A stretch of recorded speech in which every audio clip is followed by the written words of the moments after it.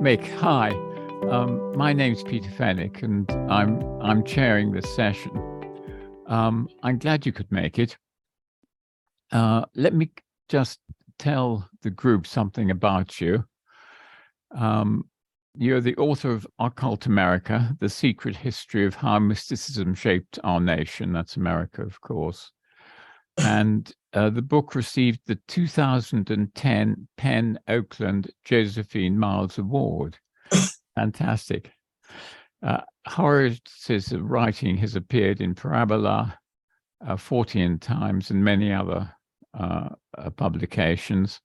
He's on the faculty of the Urban Holistic Learning Center, the New York City Open Center, for its annual Esoteric Quest.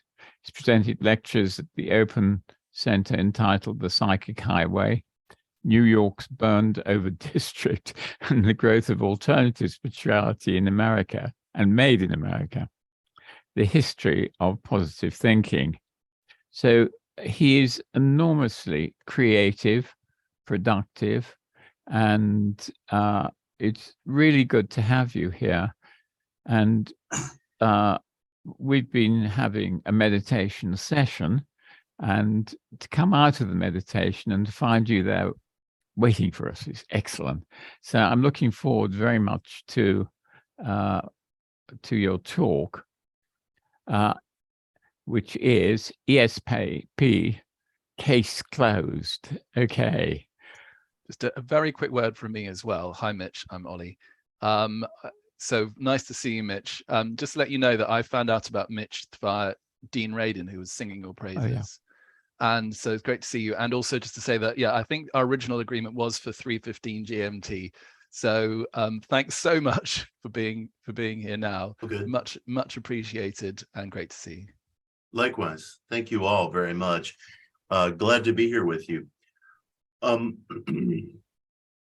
We're in a unusual position at the present time with respect to psychical research, ESP research, and other facets of the quest to codify, document, bring validity to the nature of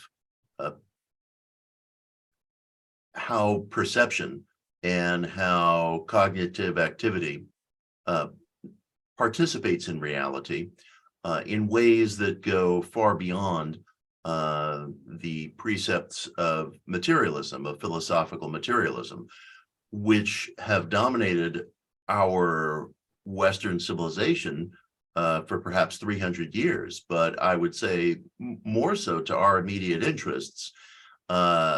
The core value of materialism, which is essentially that matter creates itself and that all of life is nothing other than cognitive and physical and chemical processes functioning largely within a Newtonian physical system.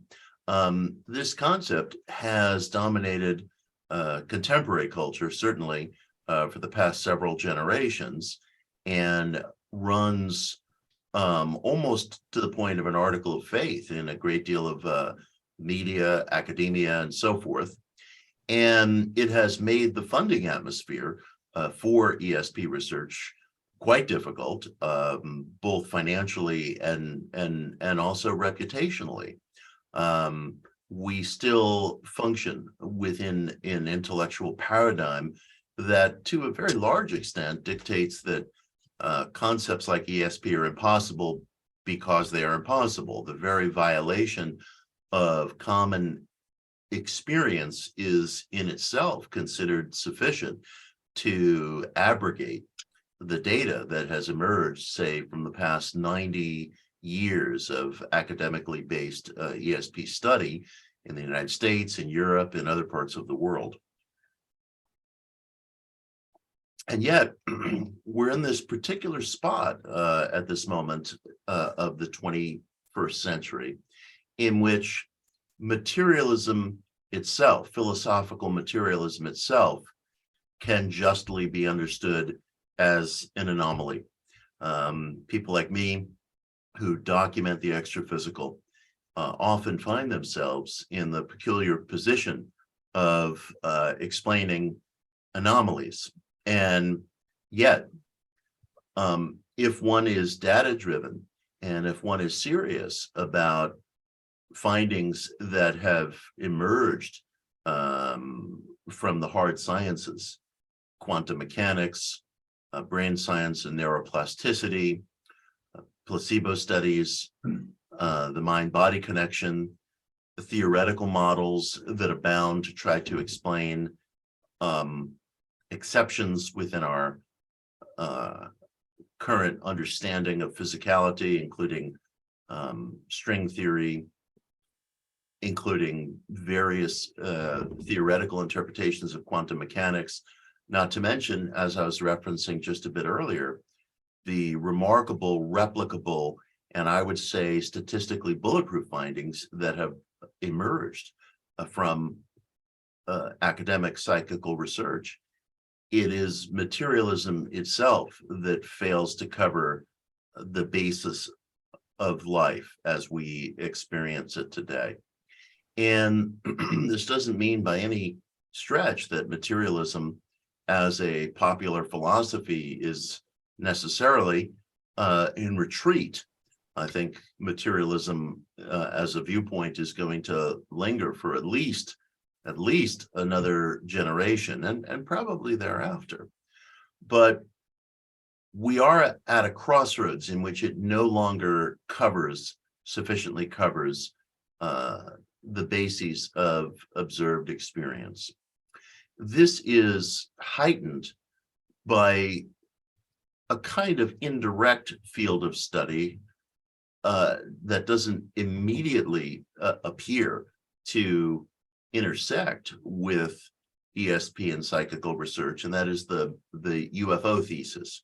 The UFO thesis, which I won't spend any great time on, has gone mainstream to such an extent that I think it's probably setting a cultural mood in which there is willingness, including in some very mainstream places and opinion-shaping places, to question the primacy of materialism.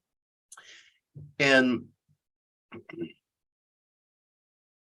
one could ask, why does any of this matter?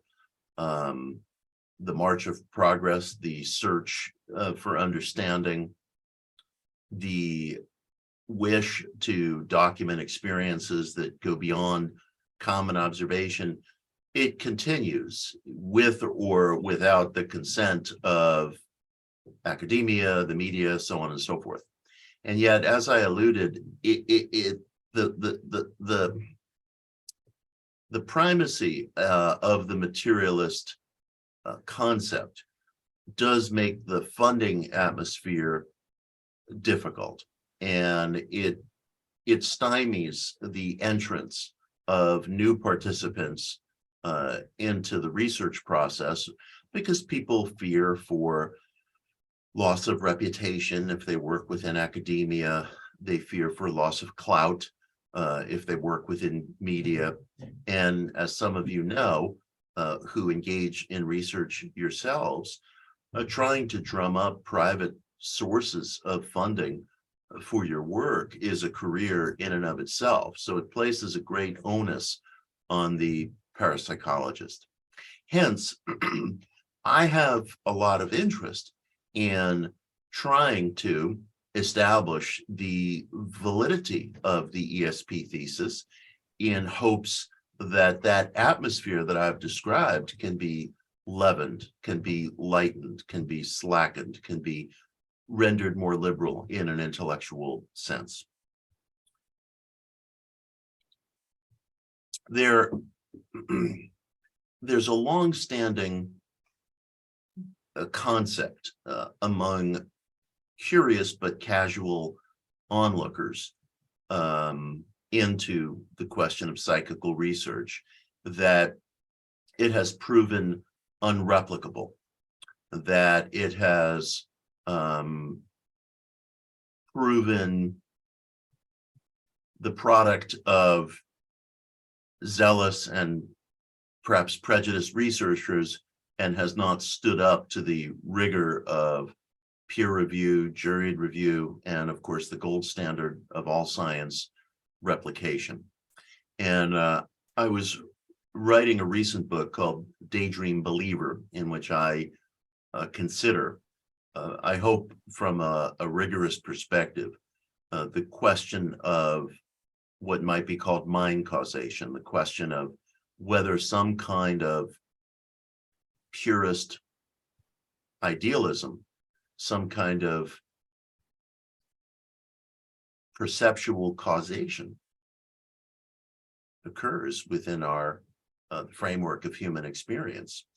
And I soon found it necessary, as I was working on that chapter, to delve deeply into the questions of psychical research, because I feel that that field has done a wonderful job over the past 80, 90 years or so of providing empiricism that supports the perceptual basis of reality. And I'll be much more clear about that in just a little bit. Now, of course, one can debate and should debate what constitutes authentic empiricism. This was a question that interested William James, one of my intellectual heroes, in his career in the late Victorian era. And James felt very strongly that researchers needed to accept testimony as part of the empirical record. And I think that is a very important insight, because the simple fact is testimony over time becomes a record. We use testimony all the time, for example, in determining the efficacy of psychopharmacological drugs. We use testimony all the time in the therapeutic encounter, not only when it comes to emotional issues, but testimony in and of itself and perception in and of itself is at the very heart of all of our studies into the contemporary placebo response. Testimony determines the efficacy of pain treatments. What else is there but testimony when you are dealing with the therapeutic encounter, when you are dealing with the conduct and the experience of the individual? So I take testimony very seriously. But at the same time, I do think amassing evidence that occurs within the confines of everyday existence is an important part of the record as well. And for this reason, I grew very interested in studies that were conducted and published a little over 10 years ago by the Cornell clinical psychologist Darrell Bem into precognition, or what Bem called retrocausality. And Bem, as some of you know, embarked on an extraordinary series of 9 experiments conducted over the arc of a decade, literally, in which he sought to determine whether there existed fluidity between our experience as we define it in the present and near future events. That was the basic framework of his study. And to test his thesis that near future events and our cognition and what we understand to be the present are intimately connected to the point where they actually affect one another across intersections of time. A radical inquiry, but not an entirely new inquiry. Such research has been performed for years by Dean Radin, Julia Mossbridge, and others at the Institute of Noetic Sciences in Northern California, here in the US. But science encourages replicability. So Bem, as part of his experiments, attempted to determine whether looking at images on a screen, some benign, some disturbing, some arousing, could somehow be keyed to a precognitive or retrocausal effect. And Bem had an interesting insight, which I think is important and has slowly but significantly developed over the arc of academic ESP research. And his insight echoes something that was articulated by J.B. Rhine, the co-founder of the parapsychology lab at Duke University in the early 1930s, who made the observation that the ESP effect, if one finds one, seems to spike when there's some kind of emotional involvement or skin in the game on the part of the subject. Our passive cognitive states, when we're emotionally disinvested, when we are bored, indifferent, working kind of under the strain of tedium, those things seem to depress any statistical spike in what might be called an ESP effect. So Bem determined that he wanted to see whether there were stresses in bodily responses as people were looking at images on a screen. But the question was whether these measurable bodily responses could appear just prior to being shown an image on a screen that was supposed to evoke some sort of reaction. So Bem used benign images. Bem used sometimes what might be considered emotionally violent or disturbing images, and which had also been done by Dean Radin. And Bem used images that were of a sexual nature that the individual would presumably find arousing. And he found that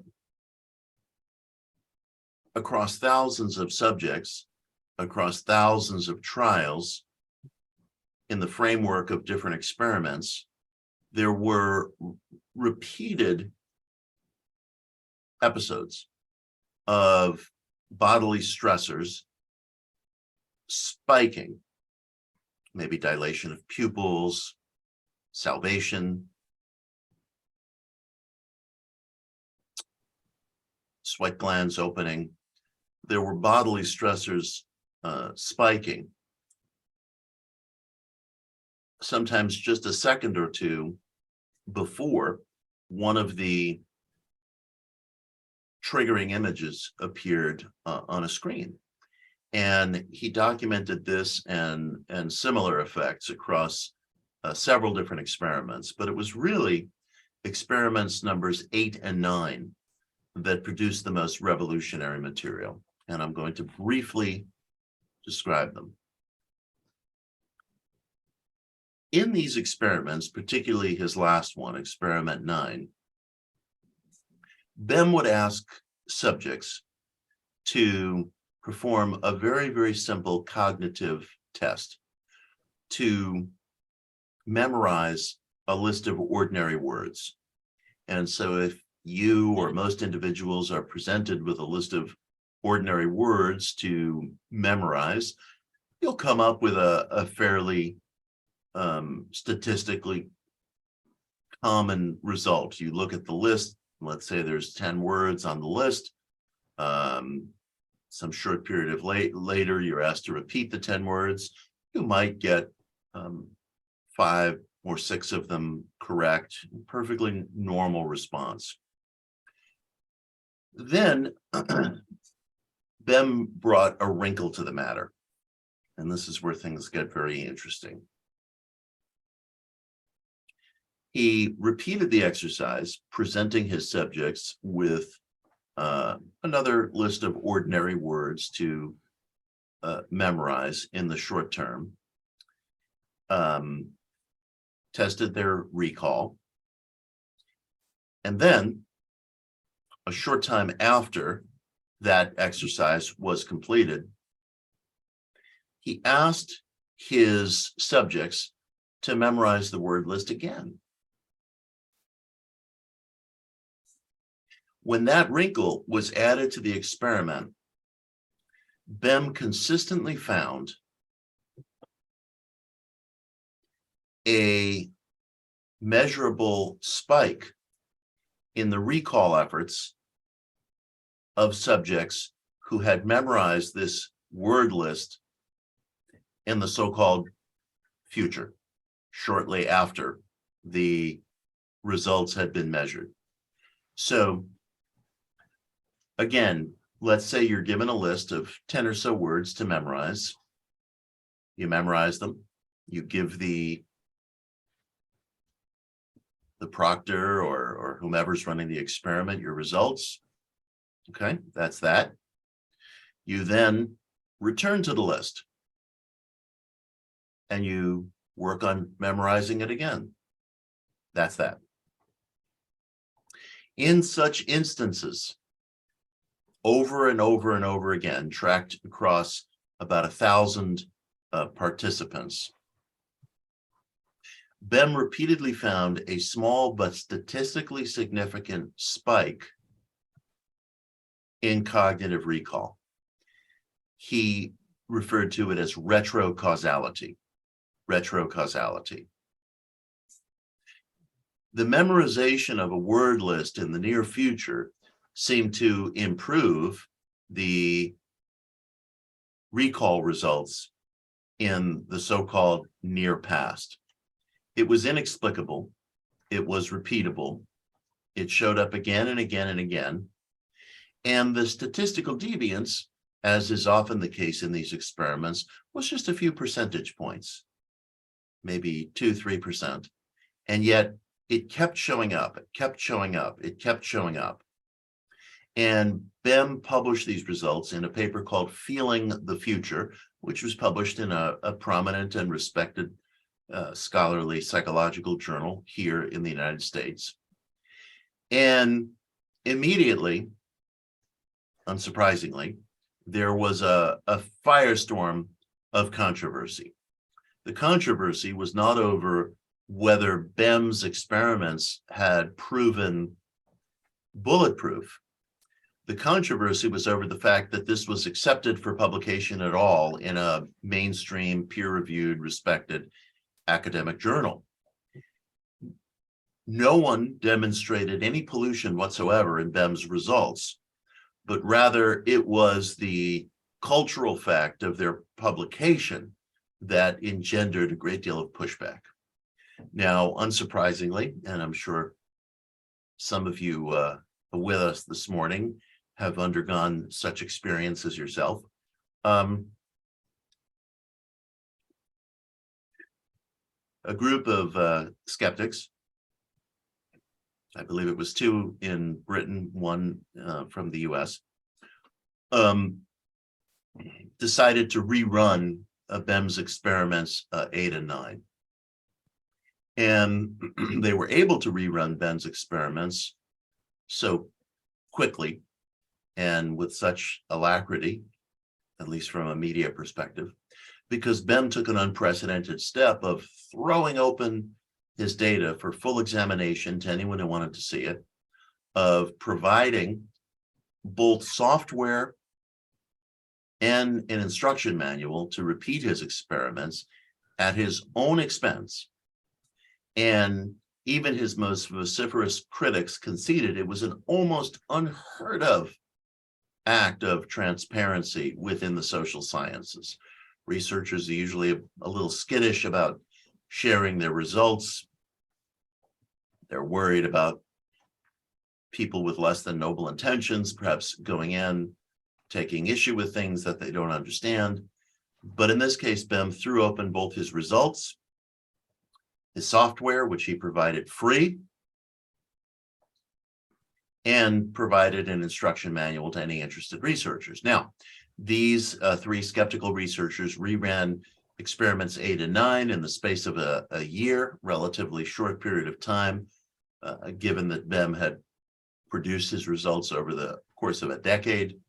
And they rushed into print a counterpaper with the media-friendly title of Failing the Future, BEM's original had been called Feeling the Future, and they announced no results whatsoever.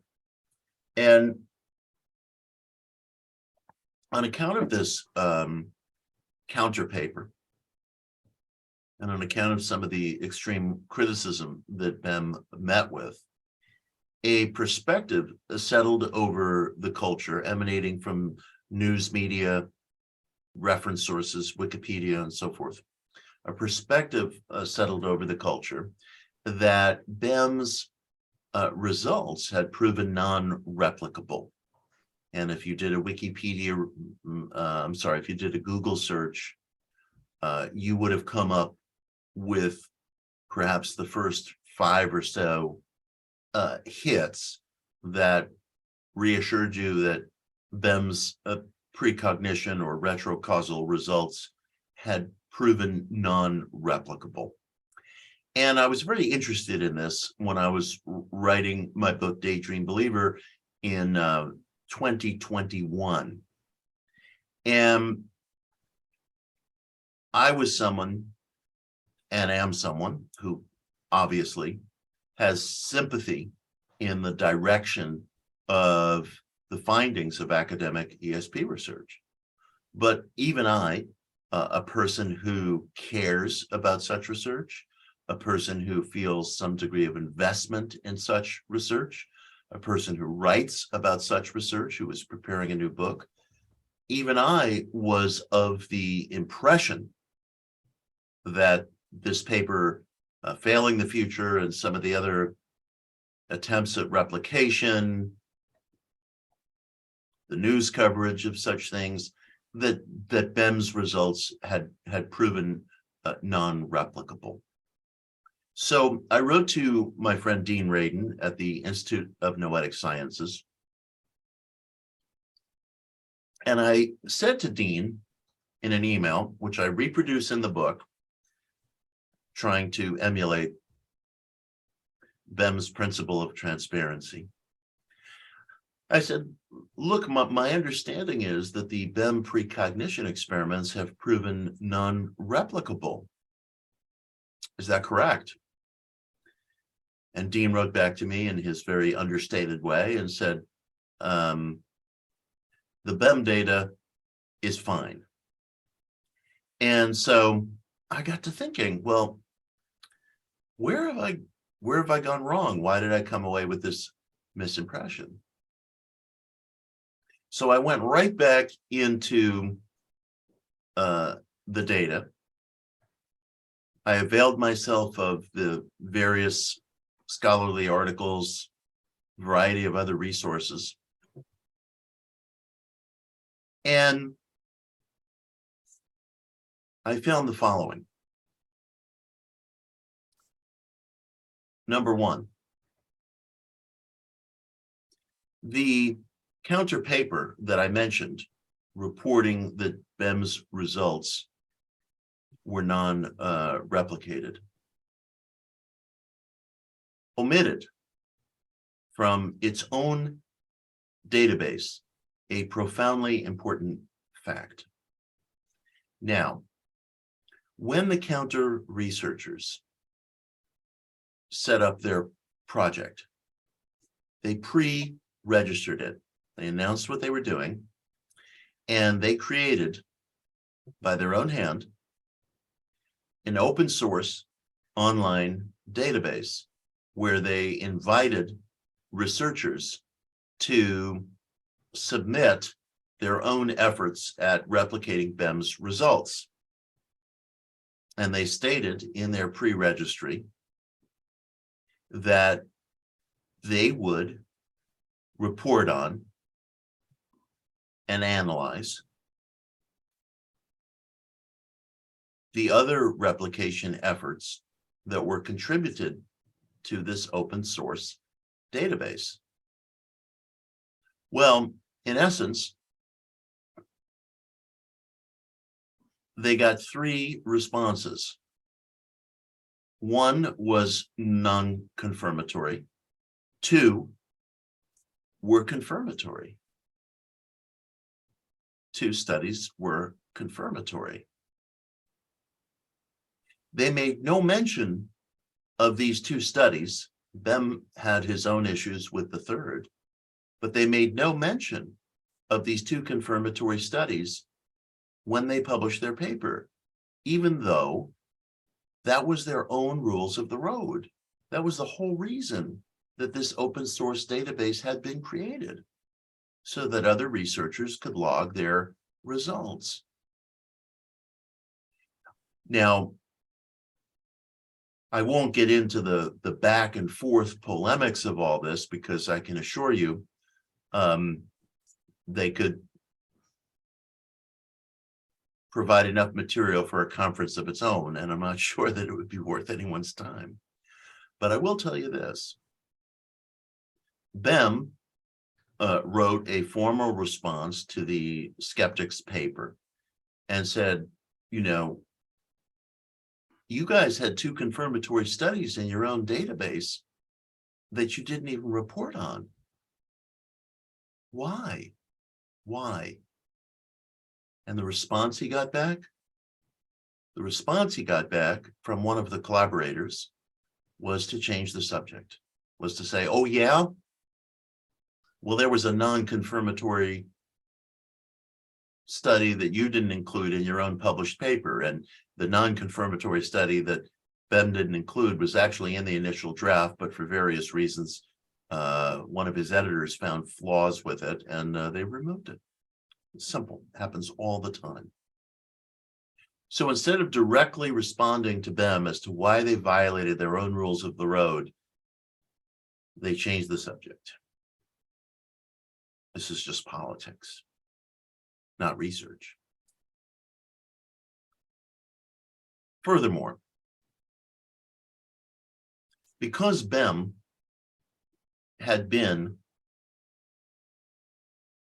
so meticulous about sharing his material, sharing an instruction manual, sharing software, it served to encourage a lot of replicatory efforts. Now, Bem's original paper came out in 2011. So we're more than 10 years on from the original publication. Due to the wealth of attempted replications, thanks to Bem's providing of research materials and a completely open source database, he and several of his colleagues were able to meta-analyze a wide range of replicatory efforts. And in a paper that was updated as recently as July of 2020, the Bem results were found confirmatory in a meta-analysis encompassing 90 studies performed in 33 different labs in 14 different nations. Let me repeat that. 90 studies performed in 33 different labs in 14 nations. And in a comprehensive meta-analysis, the results proved confirmatory and meta-analyzed close in nature to the statistical findings that Bem found in the original experiments. I must point out, to be very, very clear, I am not saying that the majority of these 90 studies were confirmatory. They were not. They were not. But the confirmatory studies were such that, according to the model that was used in this meta-analysis, and a very, very, very common model used within the social sciences, the results demonstrated statistical significance and a less than 5% chance, 5% being the p-value, that the original findings were just happenstance, were just random. In our meta-analytic models, we tend to set 5% as a bar of significance, suggesting that there's a 5% chance that at least any experiment is resultant from happenstance. And what you want to do is you want to get that p-value as low as you possibly can. In other words, you're reducing the probability that your original results were just a spike, just a kind of anomaly. So the BEM results succeeded glowingly in terms of lowering the p-value, demonstrating confirmation, and there was probably about 20%, slightly higher than 20% confirmatory rate, which again is several times over the 5% bar, the p-value bar. If you go anywhere beyond chance, it's considered statistically significant, but these results were a considerable spike. And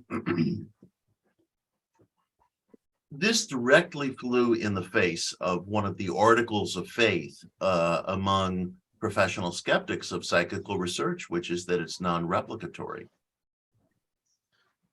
Meta-analyses depend upon having a sufficient pool of studies to base a curve on. And in this case, we're looking at 90 studies conducted internationally, conducted in a range of labs that demonstrated, that confirmed the statistical significance of BEM's original results. In short, this data has proven bulletproof. It's proven bulletproof. And we as a society, we as a human community find ourselves in an unusual position where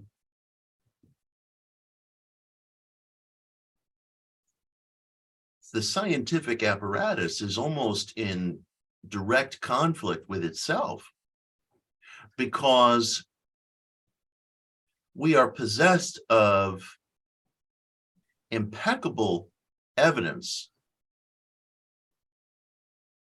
the implications of which create huge gaps in the philosophical materialist model, and the scientific community, such as it's concerned at all, and I can't say it's bounding with concern, but such as it's concerned at all, the scientific community has no idea what to do with or how to categorize this material. So there are three things, presumably, that you can do when you don't know what to do with your data. You can sustain a question. You can pursue a theory, or you can flip over the chessboard and say, this is all nonsense. Most of the professional skeptics community, and I suspect I'm being generous by using the term most, have opted to flip over the chessboard.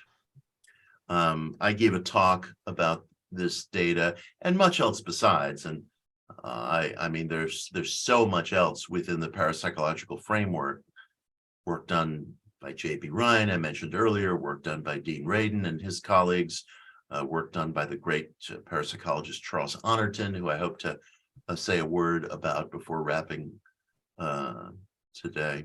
There's so much work that meets the reasonable standards that I've just described. But the BEM material is of particular interest to me because it's so current. it's characterized by such transparency, and it has proven replicable in a very recent and large meta-analysis. So I have a particular interest in the BEM material. And again, I speak as somebody who cares about this material and who was ready to write it off when I was working on my book in late 2021. And again, the emails are right there in the book. I was ready to write it off. How much more confusing does this pushback prove to somebody who's not as concerned, to a student who's just going online saying to himself, I've heard about this. Let me look into this. How obfuscatory does this prove to a medical professional who maybe during a lunch break decides, I've heard something about this. Let me go onto Wikipedia and look this up. They come away with the misimpression that this data is polluted or corrupt or too far out to be taken seriously or has not been replicated. That's a tough situation. It's a tough situation. I mentioned that I was speaking on ESP research earlier this year. I was at a conference in Miami that was primarily attended by people from tech and venture capital. And I had no idea how or whether they would be receptive to any of this material, but I was quite surprised by the affability and the engagement and the willingness on the part of the audience, again, most of whom were venture capital and tech people, to give a fair hearing to this material. And the talk was turned into a video, and it was later critiqued by the cognitive psychologist Steven Pinker. And Pinker said, look,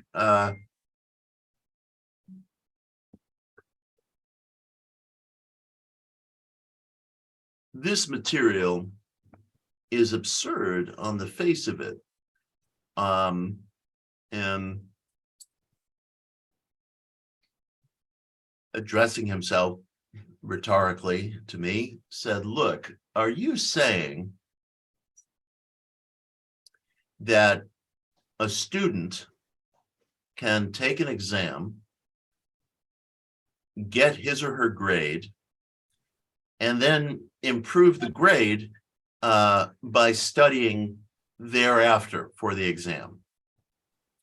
This is a little rhetorical sleight of hand intended to frame these experiments in a light that makes them seem immediately objectionable.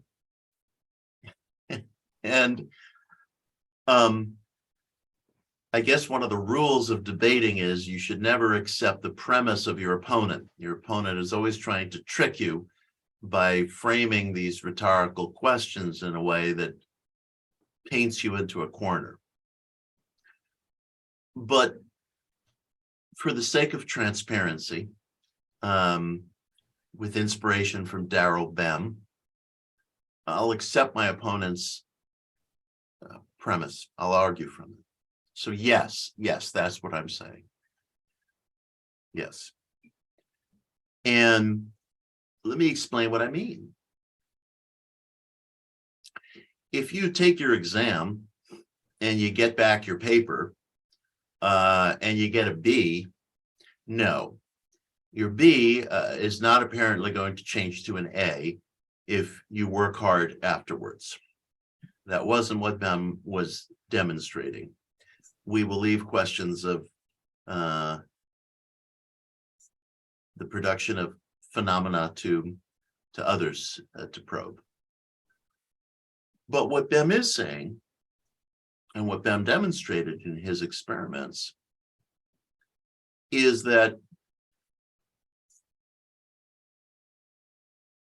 cognitive performance demonstrates short-term spikes correlated to near future events. Cognitive performance demonstrates short-term spikes correlated to near future events. Hence the term precognition or retrocausality. Now, of course, it violates all common observation. But does it? Does it?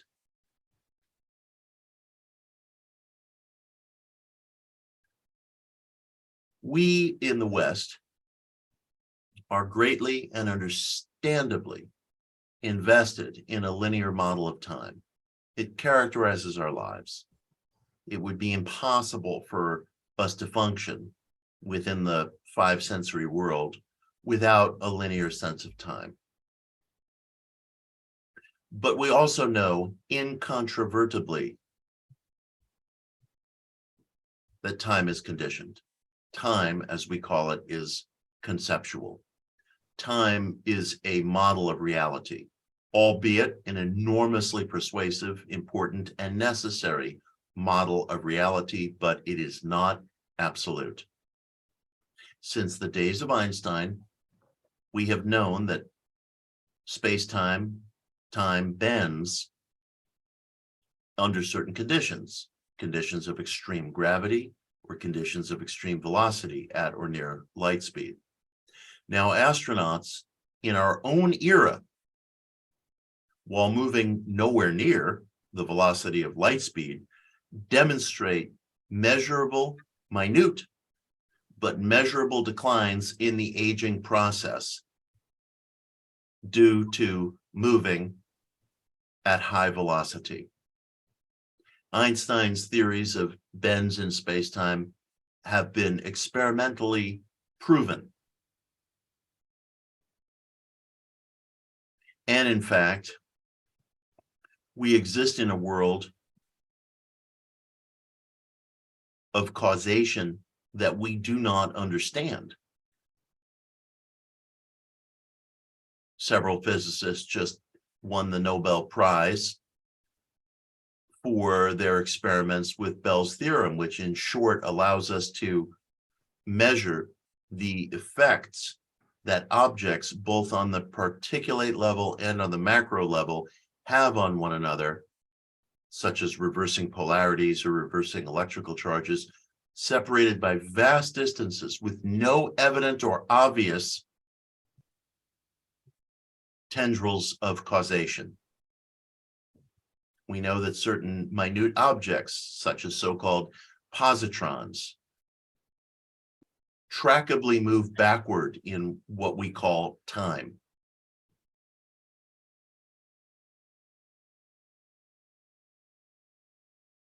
We witness the effects of time dilation on the particle scale and on the cosmic scale. Our sense of linearity, although greatly common and close to being a law because of its frequency, is not a law. Or if it is, it's a conditioned law. Our concepts of time are just that, conceptual.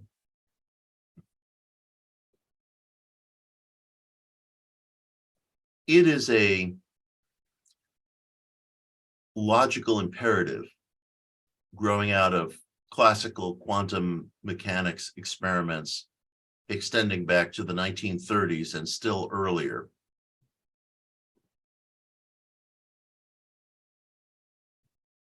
That when properties prove measurable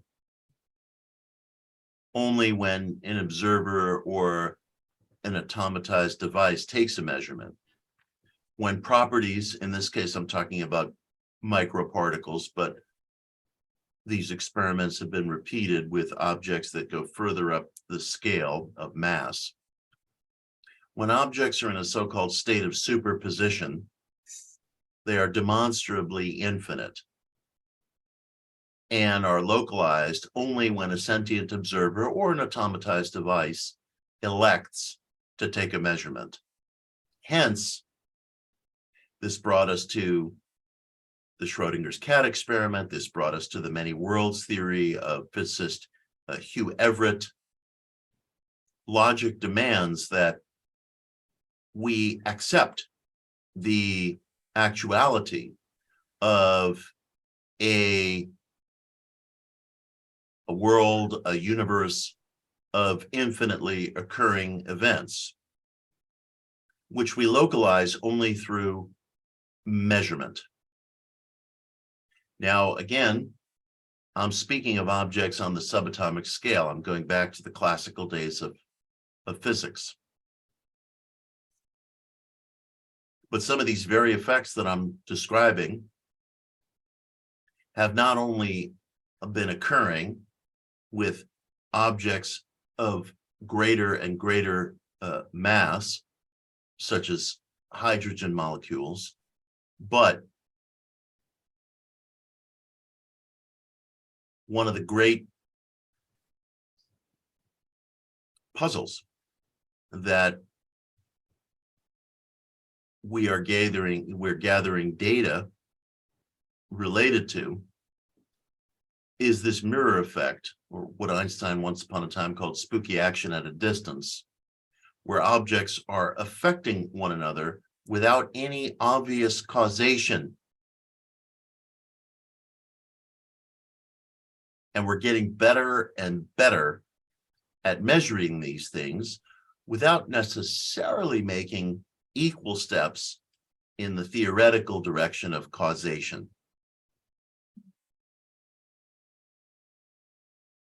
What I'm trying to say is that Behm's experiments are not violative of world-class science. In fact, they are categorizable, I believe, with world-class science. And it seems to me that the Behm experiments and other experiments within parapsychology raise the question of whether the psyche, which I would describe as a compact of thought and emotion, is capable, at least at certain moments, of traveling among different intersections of time, or what we might call different dimensions. This comports well with string theory, for example, a conceptual model that makes an effort to explain some of these seeming contradictions by theorizing that all of reality exists on undulating bands of strings, and that there might be things occurring in different or unseen intersections of time that are affecting our observation of objects in the so-called present. It's not reality, it's just a concept. But it's one concept that seeks to bring some sort of theoretical framework to the violations of common observation, cognitive study, and Newtonian mechanics that we're witnessing. I believe that Behm's studies ought to be considered within this discussion, ought to be considered within this framework. And again, such studies have emerged from the work of other researchers as well, and proven replicable, This is why I started off by saying that materialism, in a certain sense, is itself the anomaly today. Because we are experiencing a wealth of findings that I would say are indisputable if one approaches them with any degree of fairness.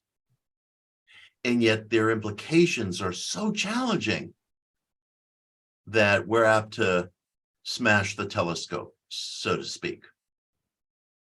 And let me tell you, I probably don't need to say much to persuade this group. The professional skeptics do a very, very good job of smashing the telescope. There's a lot of smashed telescopes around, and they smash them, as fast as we can build them. And I don't have any great solution to that.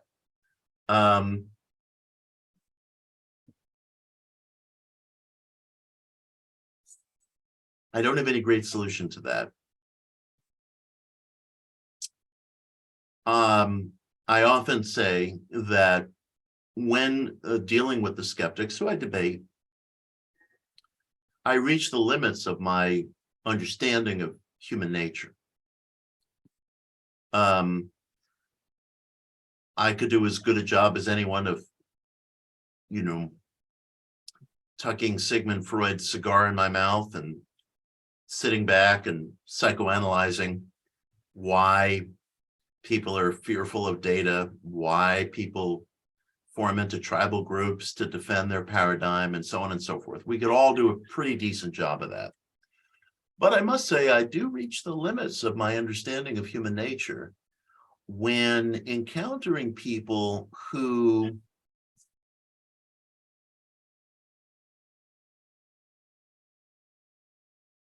strive to defend reason by employing methods violative of reason itself. It's one of the human problems. And I suppose parapsychological research is kind of a theater in which these problems play out rather dramatically. The fact is, I would say, in all honesty, since probably about the 1940s, when J.B. Ryan at Duke University endeavored to meta-analyze 60 years of parapsychological research. He published this in his 1940 book, ESP Research After 60 Years, which he wrote with some of his colleagues at Duke. I'd say since the 1940s, the basic data validating extrasensory precognition, extrasensory receipt and transmission of material has been in place. There's a social problem of acceptance, and there should be a social problem of acceptance in that there are natural resistances involved. And one of the reasons JB is a hero to me is because he felt that the only way to address the natural resistances was the impeccability of the research. But JB proved vastly more idealistic, and I would personally say vastly more principled than his critics. And I don't know that he fully foresaw a day where a well-funded,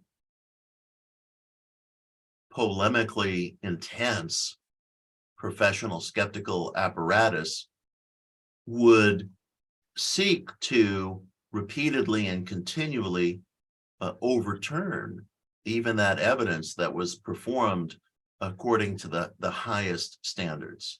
And they have a vehicle through which to dispel the perceived validity of ESP experiments. That vehicle is Wikipedia, the most popular reference source in human history, which is just in a shambles, which is just in an absolute shambles with regard to this research. It's funny the way crowdsourcing works. It sneaks up on you and it changes quite quickly. It's one of the problems with crowdsourcing.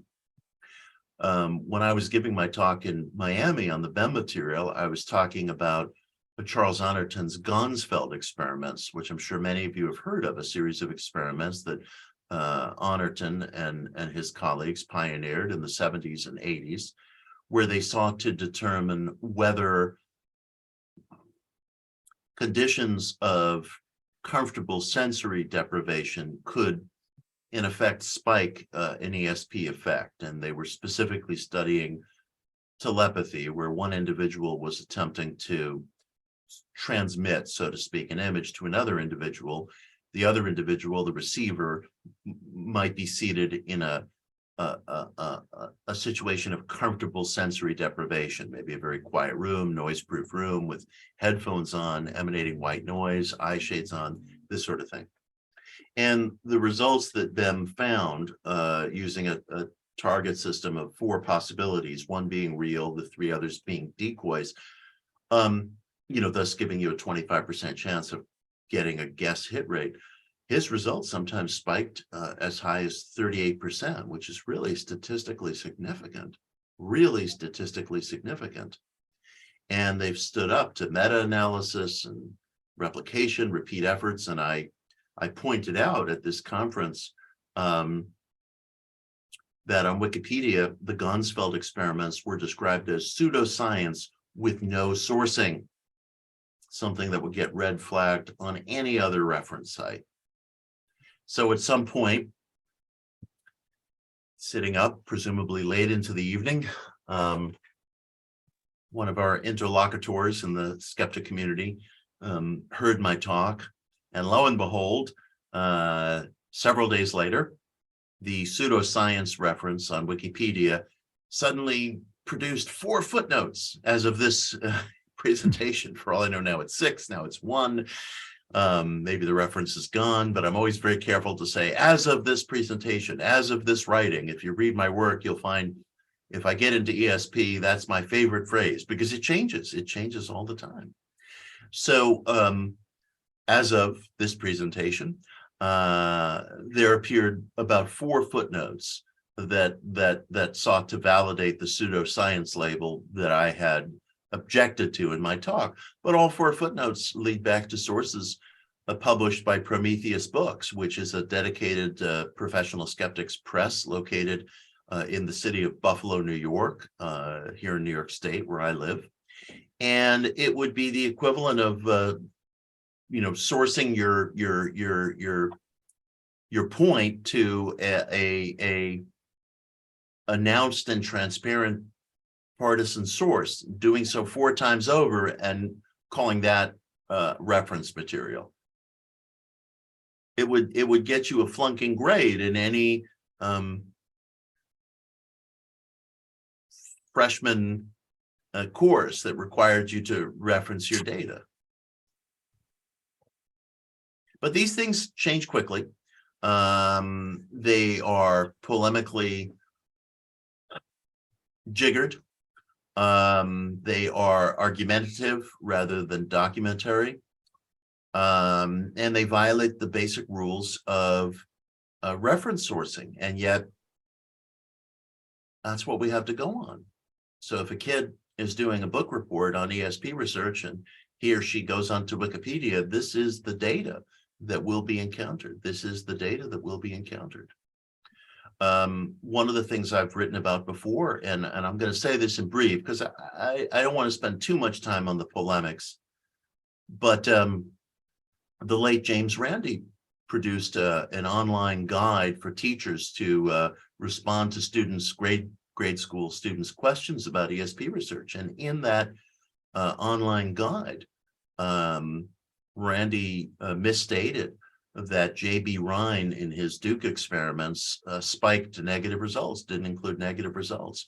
Not only was J.B. absolutely transparent in including all his results, positive, negative, all sets, but in fact, when he meta-analyzed 60 years of parapsychological data in 1940, he performed and is credited for performing what is considered the first modern meta-analysis within the social sciences. The term meta-analysis itself was not coined until 1976.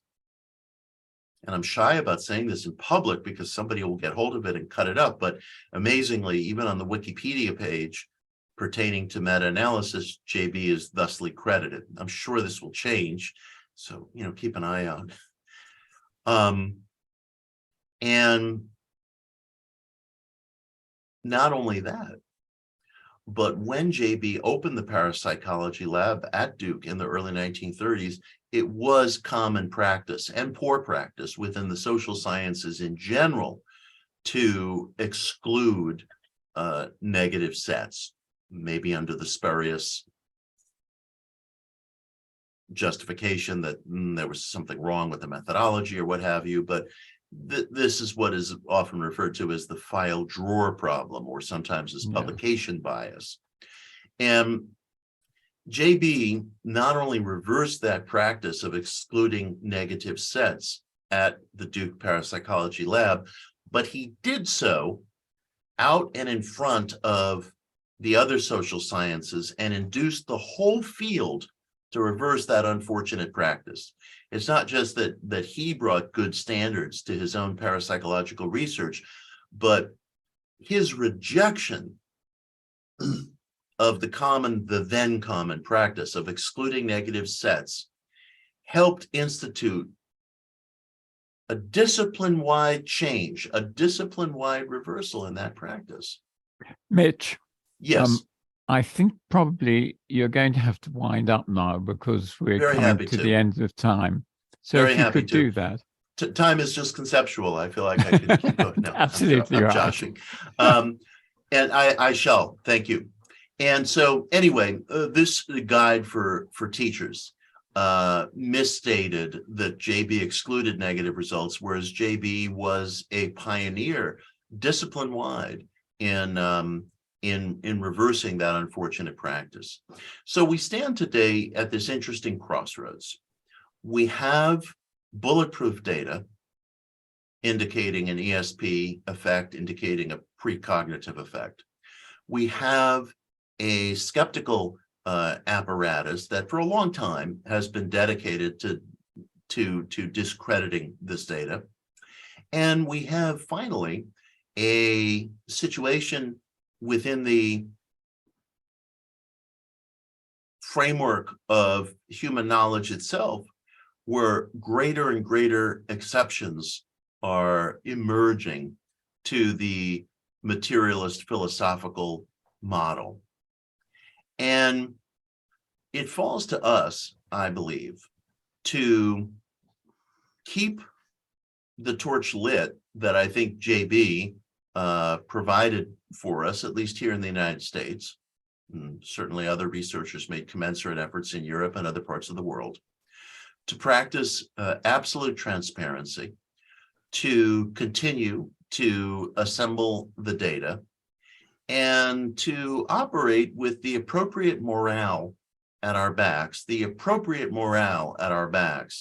that no matter how difficult it is to gain acceptance for this data, no matter how daunting the cultural and media odds are against us, and they are quite daunting, and I don't know that that's going to change anytime soon, we nonetheless are converging with, those of us who care about the ESP thesis are converging with other discussions eminent from other disciplines, pursuits, and studies.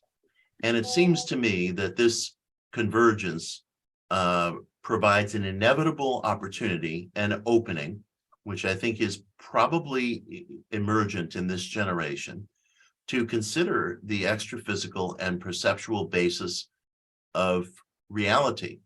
So the race is hard, the barriers are considerable, but I think we have a kind of peak in sight, a peak that doesn't slacken our questions, that doesn't have a flag of victory, but that brings us into convergence with the other sciences in such a way that I think we are at the dawn of a parapsychological revolution. And I thank you all so much. It's great to be with you.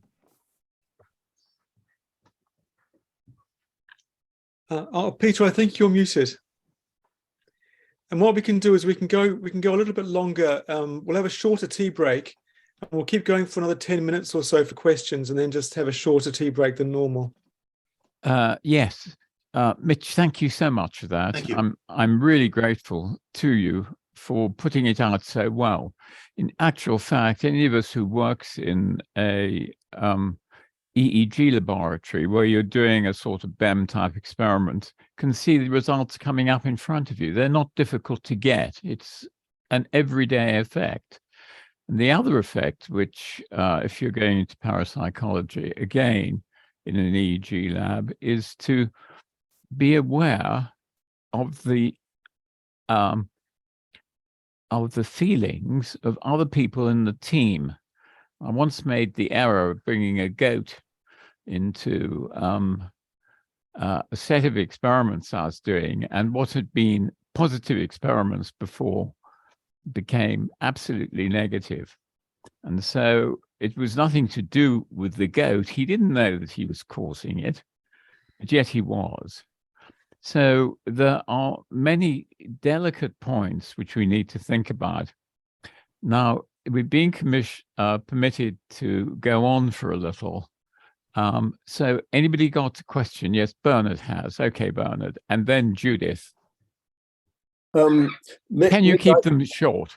Yes. Short. Mitch, I just have to congratulate you for such a articulate presentation. I mean, in some sense, you're talking to the converted here, because I think most of us are open to these phenomena, but you've been extraordinarily eloquent and cogent in presenting the case.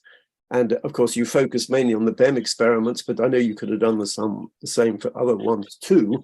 And we're very lucky, because you're not only a great spokesman for psychical research, but for post-materialist science as well. And I think we're very lucky to have found you. So thank you. Just 2 points I wanted to make. First of all, you stress the fact that it's 90 years since the Rhine Revolution. I would just like to put in a plug for the Society for Psychical Research, because that actually goes back 140 years. Right. And of course, sort of many flag waving for my team. That's fine. I mean, many of the same issues arise. And of course, people like Sidgwick and your own hero, William James, of course, could, in some sense, make the same arguments. And the only other point I wanted to make was that I like, you made a brief reference to physics. From my own perspective, you talked about closed time-like curves. Closed time-like curves are a feature of relativity. People may not like it, but it is a feature of general relativity. And I have to say that in my own approach, closed time-like curves are crucial to consciousness itself. Consciousness is a reflection of closed time-like curves. And that's not a mainstream physics view, but I mean, it's just I happen to think what you need to allow for precognition, where you sort of increase the size of the closed time-like curve. But anyway, I just want to thank you so much. We're lucky to have found you. Thank you. Appreciate it. Judith. You're muted, Judith. So, hi, Mitch. You were absolutely fabulous. Thank you. Brilliantly. I'm going to be brief, although I'm envious of all your wonderful tattoos and wish I just had one of them. Anyway, look, Eric Wargo. Yes. And you have written something in collaboration with him. With reference to your comment about how discouraged you get about the belief systems, remember that, as Eric says, when he's talking about BEM, actually, he says causality is part of our belief system. And beliefs have a cultural basis, not just an empirical one. Now listen, here's something that might work. If you have a belief system, you can't shake it. So it doesn't matter what reason you're going to bring to a belief system, stop it. You're not going to make any progress. So change the tune. If a word like parapsychology is laden with cultural significance that is negative, change the term. Jeff Kripal uses super. So does Dean Radin. Maybe it's time to go back into the etymology of the word parapsychology and shake it up a bit. Let it get rid of cultural significance and change the message or change the term to something that is more significant culturally, that might have an effect on the belief system. That's just a thought for you. Absolutely wonderful. Thank you. Thank you. Thank you. Thank you. Thanks, Judith. Any comment, Mitch? Well, I appreciate that very much. There are two primary things to unpack there. Jeff is a good friend and a mentor and has been very helpful to me. He is critical of my approach. Jeff feels, and I write about this in Daydream Believer, that I am overly attached to some of the old timers, let's say, you know, the Sidgwicks and the Rhines and the Jameses, and that I am overly passionate about laboratory-based empiricism. And Jeff's feeling is that we're seeing much better testimony, results, proof in outer life, where people are experiencing the phenomena that we've been talking about in ways that are documentable, outside the white coat, linoleum floored atmosphere of the lab, which Jeff feels is probably the best place to go if you want to dispel an ESP effect. So his attitude is that we've gone as far as we can go with this kind of 19th century German lab model, and that I'm overly attached to it, which is a reasonable criticism. I probably get attached to certain things because I suppose sometimes I find some of the founding figures so appealing. J.B. Rhine, for example, was such an absolute model of integrity and scientific conservatism that I'm very attached to him. And that probably fuels the degree of my attachment to the empirical model. Nonetheless, I also find that the BEM paper and its meta-analysis is so exciting and so current that there is news there. As far as the terms, I wrestle with that a lot, and I will sit with what you said. Usually, I am an advocate of hanging on to old terms because I haven't personally seen it do much good. You know, if we change ESP to psi, for example, PSI, it doesn't seem to do much good. And if we change UFO to UAP, it doesn't seem to do much good. And also, I suppose that for me, it's an article of transparency sometimes to use the old terms like ESP or parapsychology and plenty of others. I mean, we haven't even gotten into, you know, some of the terms that I use. And this is because, I mean, it may be sentiment in part, you know, coming from me, it may be sentiment, but I also feel that it's transparent. Yeah. Well, what I would like to do is close this session with a great deal of reluctance. Just tell you one little anecdote that the British Medical Journal got into problems over. They published a really nice study. They took people from a hospital who had a viral infection, and they matched the two groups, and then they prayed for one group, and they didn't pray for the other group. And the argument was, if there was a retrocausal effect, that one would get better retrocausally, and it did. And it caused a huge schmozzle in the British Medical Journal. Okay, well, Mitch, thanks so much. We're looking forward to seeing you later.